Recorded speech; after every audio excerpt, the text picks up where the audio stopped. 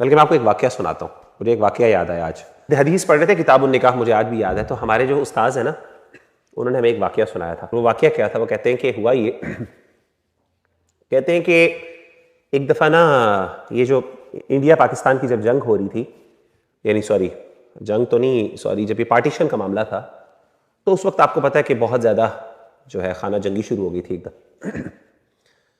तो हुआ ये कि एक मुसलमान फैमिली की एक लड़की थी, तो शी वॉज स्ट्रैंडेड। वो घर वगैरह उसका ऑक्यूपाई कर लिया गया और वो अपनी फैमिली के साथ they were trying to actually get out of the country and they were trying to migrate. तो हुआ ये कि वो किसी वजह से वो जुदा हो गई, अलहदा हो गई अपनी फैमिली से। अकेली नौजवान लड़की थी, खूबसूरत लड़की थी, काफ़ी मुसलमान थी। तो हुआ ये कि रात पड़ गई, तो she was hiding at some place. तो रात हो गई, तो रात को ठंड भी थी। तो सोचा कि मैं किसी जगह पे जाके रिफ्यूज लूँ, तो उसे कोई जगह नहीं मिली। अब जाहिर है एक बच्ची है, अब उसको, बच्ची से मुराद लड़की है, अब उसको ये भी ट्रस्ट नहीं है कि मैं किसी के घर जाऊँ। उनको पता हो कि जी मैं अकेली हूँ, मेरे साथ कोई है नहीं। और उस टाइम तो आपको पता है जो हालात थे कि पता नहीं मेरे साथ क्या मामला करेंगे। तो कहते हैं कि उसको ना एक मस्जिद नज़र आई, तो वो मस्जिद में चली गई। तो उसने कहा मस्जिद में शायद हो सकता है कोई अल्लाह का नेक बंदा। आमतौर पर मस्जिद के बारे में हमारी भी यही फीलिंग होती है कि यहाँ पे इंशाल्लाह जो है वो गुनाह से बचा जा सकता है। तो हुआ ये कि वो खातून जो है, वो लड़की जो है, चली गई उसमें मस्जिद में। अच्छा, जब मस्जिद में गई तो वहाँ पे उसने क्या देखा कि मस्जिद के पास ही ना साइड पे एक कमरा था और उस कमरे के अंदर एक नौजवान लड़का मौजूद था। He was reading a book, कोई अपनी, he was a student of knowledge, एक तालिब इल्म था, बैठा हुआ था। तो वो लड़की आई और उसने उसे कहा कि मेरे साथ ये मसला हुआ है, तो मैं रात यहाँ पे गुजार सकती हूँ आपकी इजाज़त से? मेरे पास कोई और नहीं है और मुझे कहीं और सेफ प्रोटेक्शन वाली जगह नहीं मिलती, तो अगर आप इजाज़त दें तो आप। उसने कहा बैठा लें। अच्छा, अब हुआ ये कि वो लड़का कहता आप वो पीछे बैठ जाएं और ये चादर शादर लपेट लें, कोई मसला नहीं, आप make your self feel comfortable. और वो खातून बैठ गई, डर के, बच्ची भी थी, यंग भी थी। अब वो लड़का भी नौजवान था और वो कहते हैं कि वो हमारे उस्ताद बताते हैं कि उसने ना एक वो मोमबत्ती चलाई हुई थी और मोमबत्ती के चलाने के साथ ना ही वॉज जस्ट रीडिंग। तो कहते हैं कि उसने एक दो दफ़ा ना उसको देखा है, लड़की को। अब इमेजिन करें कि अंधेरा रूम है, रात का कमरा है, कोई बेचारी लावारिस है, कोई उसको प्रोटेक्ट करने वाला नहीं, कोई देखने वाला नहीं। और इन हालात के अंदर कौन बंदा जो इस तरह की चीज़ों के बारे में परवाह करे? ठीक है ना, कोई बंदा नहीं। तो कोई यानी कवानीन या कानून या लॉ, उसकी भी कोई इम्प्लीमेंटेशन या एप्लीकेशन उस टाइम पॉसिबल नहीं होती। तो ऐसे मौके के ऊपर एक बंदा कुछ भी कर सकता है किसी औरत के साथ। तो वो बैठा रहा, तो उसने एक दफ़ा देखा, उसके बाद उसने ना क्या करना शुरू कर दिया, आग को ना ऐसे पकड़ना शुरू कर दिया, ऐसे करके। तो कहते हैं ऐसे पूरी वो पढ़ता रहा, फिर साथ पढ़ता रहा, रात गुजर गई, पूरी रात गुजर गई। तो उसके बाद सुबह हुई और वो अल्लाह की तरफ से वो उसकी जो फैमिली थी वो आगे ढूंढते ढूंढते, और उन्हें पता किया तो उनको अपनी बेटी मिल गई और वो उसको लेके चले गए। अब हुआ ये कि जब लेके गए तो कुछ देर बाद, कुछ महीनों बाद या कुछ टाइम के बाद, उस लड़की का बाप आया उसके पास, उस यंग लड़के के पास, और उसने कहा कि मैं आपका शुक्रिया अदा करना चाहता हूं, और शुक्रिया अदा इस तरह करना चाहता हूं कि आपने मेरी बेटी की हिफाजत की, तो मैं चाहता हूं कि मैं अपनी बेटी की शादी आपसे कर लूं, और ये मेरी बेटी की बड़ी ख्वाहिश है इस बारे में। तो वो बड़ा खुश हुआ, उसने कहा जी बिल्कुल। वो लड़की बड़ी खूबसूरत थी, अच्छी फैमिली से भी उसका ताल्लुक था, तो वो उसने कबूल कर लिया और उनका निकाह हो गया। तो जब निकाह हुआ तो जब वो अपनी बीवी के पास गया तो उसकी बीवी ने उससे पूछा, बड़ी खुशी हुई दोनों को आपस में शादी करके। तो उसकी लड़की ने, उसकी जो लड़की थी, यंग लड़की थी, जो उसकी वाइफ थी, उससे पूछा कि रात को मैंने आपको देखा था, आपने मुझे एक दो दफ़ा देखा, और उसके बाद आपने आग पे अपनी उंगलियां गर्म की थी या उसको पकड़ा था, तो वो क्यों किया था आपने? और मैं बड़ी मुतासिर हुई थी कि आपने पूरी रात जो है उसके बाद से मुझे दोबारा नहीं देखा, और पूरी रात आपने अपनी नज़रों की हिफाजत की, हालांकि मैं अकेली थी, आई वॉज वल्नरेबल। तो उन्होंने कहा कि जब मैंने आपकी तरफ देखा और आपकी खूबसूरती से मैं इतना मुतासिर हुआ कि मेरे दिल में बहुत गुनाह की जो है ना वो चाहत बढ़ी, टू दी एक्सटेंट कि मुझे लगा कि शायद मैं बर्दाश्त नहीं कर सकूंगा, मैं कंट्रोल नहीं कर सकूंगा, पूरी रात को ना गुजार नहीं सकूंगा। तो कहते हैं कि उस वक्त अल्लाह ने मेरे दिल में बात डाली। मैंने क्या किया कि वो जो साथ मोमबत्ती थी ना, मैंने अपनी उंगलियों को ना वहाँ पे आग पकड़ने की कोशिश की, उसको टच किया और उसकी गर्मी को फील किया, और मैंने अपने आप से ये कहा कि ये आग का एक फ्लेम्स है छोटा सा।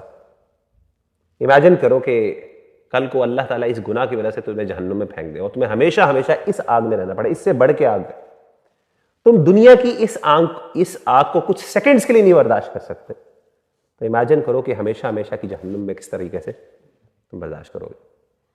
तो कहते हैं कि अल्लाह ताला ने शायद, और कहते हैं उसी चीज की वजह से जब मैंने देखा था तो मुझे फिर उस टाइम इतना खौफ आया अल्लाह से कि वो जो गुनाह का जो था ना, एक जो चाहत थी वो मेरे ज़हन से निकल गई। तो अच्छा, वो लड़की जो थी उसने जो उससे शादी की थी वो भी इस चीज़ से मुतासिर हो गई की थी, हया से। तो हमारे उस्ताद ने फिर ना एक हदीस सुनाई हमें इसके बाद, और वो हदीस ये है कि आप सल्लल्लाहु अलैहि वसल्लम ने फरमाया, मन तरक शैअन लिल्लाहि, वो बंदा जिसने अल्लाह के लिए किसी चीज़ को छोड़ा, अल्लाह के लिए किसी चीज़ को छोड़ा, हालांकि वो चीज़ उसको बहुत पसंद है, वो उसके बगैर रह नहीं सकता, अव्वदहुल्लाहु खैरम मिन, अल्लाह ताला उसको जरूर उससे बेहतर कोई चीज़ अता करते, या तो वो अता करते या उसे बेहतर अता करते। तो आप इमेजिन करें कि उस बंदे ने अल्लाह से डरते हुए उस चीज़ को छोड़ा, और ये सोचते हुए नहीं कि पता नहीं मुझे कल को मिलेगी कि नहीं मिलेगी, लेकिन अल्लाह ने ना सिर्फ वो लड़की भी उसको दे दी हलाल वे में, हलाल तरीके में, और उसके लिए कितना बड़ा अजर अल्लाह ने रखा, इतने बड़े गुनाह से अल्लाह ने उसको बचा लिया, और कितना बड़ा वो वलीउल्लाह होगा, आप इमेजिन करें कि जिसने अपने आप को इस तरीके से रोका। आपको पता है वो एक और वो वाक़या आपने सुना हुआ, वो जो 3 बंदे जो गार के अंदर फंस गए थे, नबी सल्लल्लाहु अलैहि वसल्लम ने वाक़या सुनाया। वो गार में जो फंसे थे 3, आसमान से बारिश हुई, तूफान आ गया, और तूफान की वजह से वो पत्थर जो है वो गार के मुंह पर आ गया। तो उन्होंने कहा कि कोई ऐसी दुआ करते हैं कि जिसका वसीला दे के हम अल्लाह ताला से मांगते हैं कि अल्लाह हमें इस गुनाह से, इस मुश्किल से निकाल दे। तो उनमें से एक नौजवान ने क्या दुआ मांगी थी आपको पता है? उसने नौजवान ने दुआ मांगी थी, उसने कहा था कि ए अल्लाह, तुझे पता है कि मुझे अपनी कज़न थी उससे बहुत मोहब्बत थी। ये कज़न वाली बात आ गई, मुझे अपनी कज़न से बहुत मोहब्बत थी। तो कहा कि अल्लाह, मैं चाहता था कि उसके साथ अपना कोई रिलेशन रखूं। तो वो अल्लाह से डरने वाली खातून थी, तो वो अपनी हया की हिफाजत करने वाली थी। तो एक दफ़ा क्या हुआ कि मजबूरी की वजह से वो इतनी मजबूर हो गई, फाइनेंशियल नीड की वजह से, कि वो उसके पास आई और उसने उसे कहा कि तुम ऐसा करो, मेरी फाइनेंशियली कुछ मदद कर दो। तो कहता है कि अल्लाह मुझे मौका मिल गया, और उसने कहा कि ठीक है, मैं तुम्हारी फाइनेंशियल हेल्प कर देता हूँ, मैं तुम्हारी फाइनेंशियल हेल्प कर देता हूँ, लेकिन उसके बदले तुम्हें क्या करना होगा, मेरे साथ ये काम करना होगा। तो वो बंदी बेचारी बड़ी, उसका दिल टूटा, लेकिन इतनी मजबूर हो गई, बाकायदा हदीस में तफसील मौजूद है, आप पढ़ें, कि वो इतनी मजबूर हो गई कि शी कंप्लाइड, और उसने कहा ठीक है। और अल्लाह, जब तुझे पता है कि वो बाकायदा जगह और टाइम डिसाइड हो गया कि तुमने फलां टाइम पे मिलना है, फलां जगह पे हम ये काम करेंगे। जब वो लड़की आई, उसकी कज़न, उस टाइम पे और उस जगह पे, और कोई देखने वाला नहीं था, कोई रोकने वाला नहीं था सिवाय अल्लाह की ज़ात के, तो उस वक्त जब वो ये काम करने लगा ना, तो उस लड़की के मुंह से चीख निकल गई, और चीख निकलते हुए उसने कहा कि तुम अल्लाह से डरो, इत्तक़िल्लाह, अल्लाह से डर जाओ, और जो चीज़ अल्लाह ने तुम्हारे हक में नहीं रखी, जो चीज़ अल्लाह ने तुम पर हलाल नहीं की, उसको उस पर तुम जो है ना हद से ना बढ़ो। मतलब अल्फाज मुझे याद नहीं एग्जैक्ट, लेकिन मानी कुछ इस तरह के हैं। तो उसने कहा कि अल्लाह से डरो।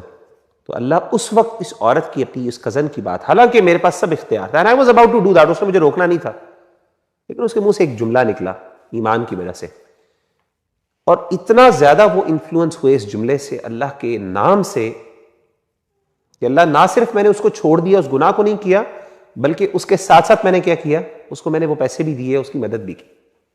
अल्लाह, वो मैंने सिर्फ तेरे लिए किया था, तुझे पता है कि मुझे कोई रोकने वाला नहीं था, कोई इसमें मुझे पर्सनल बेनिफिट नहीं था, बल्कि मैं अपने पसंद के खिलाफ जाके मैंने ये काम किया। अल्लाह, अगर तुझे वाकई वो मेरा काम पसंद आया, तो तू ऐसा कर कि मुझे इस मुश्किल से निकाल दे। हदीस में आता है, नबी सल्लल्लाहु अलैहि वसल्लम ने फरमाया कि बाकायदा फिर वो पत्थर हट गया था। वो तीसरा बंदा था जिसने ये दुआ की थी।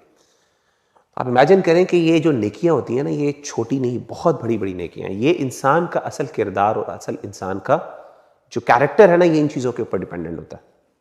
मैंने आपको बहुत सी चीज़ें और भी बतानी थी, अल्लाह की तरफ से बस वो बातें इस तरह की जहन में आ गई मेरे, तो बस वो बात कहीं से कहीं चली गई। बताना ये है कि मोहब्बत जो है ना, ये दिल जो है, याद रखिएगा कि ये दिल, इसमें ईमान मौजूद है। ये दिल कोई छोटी चीज नहीं, ये बहुत बड़ी चीज है। इसकी हिफाजत जो है ना, वो आप पर अल्लाह ने डाली है कि इसकी हिफाजत आपने करनी। और याद रखिएगा कि जब आपका दिल फारिग होगा, आप अपने दिल के इर्द गिर्द जो है वो डिफेंसेस खड़े नहीं करेंगे, तो ये फिर इस तरह की चीजों का शिकार होगा। One of the major causes of इश्क और ये सारे रिलेशनशिप्स की वजह क्या होती है? नजर की हिफाजत एक तो है, दूसरी चीज है अपने दिल को फारिग रखना, अपने दिल को खाली रखना, अपने आप को बिजी ना करना, डिस्ट्रैक्ट ना, अपने आप को मसरूफ ना करना। जो फारिग लोग होते हैं ना, आमतौर पर वो इस तरह के गुनाह पड़ते। इमाम क़य्यिम रहिमहुल्लाह कहते हैं अल इश्क हरकत क़ल्बिन फारिग। इश्क जो है ये एक फारिग दिल की काम, उसकी अमल। आखिरी बात करके बात खत्म करता हूं। उगीरा भाई, मैं बहुत कोशिश करता हूं या करती हूं, बहुत कोशिश की है, बहुत दुआएं की है, मैं उसको नहीं बुला पाता या बुला पाती। इम्पॉसिबल। सुभान अल्लाह। यकीन करें इसका कोई हल नहीं है सिवाय अल्लाह से दुआ के। और कोई, आप मुझे खुद बताएं, एक बंदा अगर इसमें है तो मैं कोई उसको कोई गोली दे सकता हूं जिससे ये सब कुछ खत्म हो जाए? ऐसा नहीं हो सकता। जब इंसान इसमें फंस जाता है ना, फिर इससे निकलना बहुत मुश्किल काम है। अल्लाह माफ करे।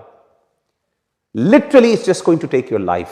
मतलब पूरी जिंदगी में एक बहुत बड़ा। और मैं आपको ये भी बता दूं, आपकी शादी भी हो जाए, बाद में जाके ये फीलिंग्स जो है ना, किसी वक्त दोबारा भी ट्रिगर हो जाती। इतना खतरनाक मामला, इतना सेंसिटिव मामला, और हम अपने दिल को हर एक को दे ही जा रहे होते हैं माशाल्लाह।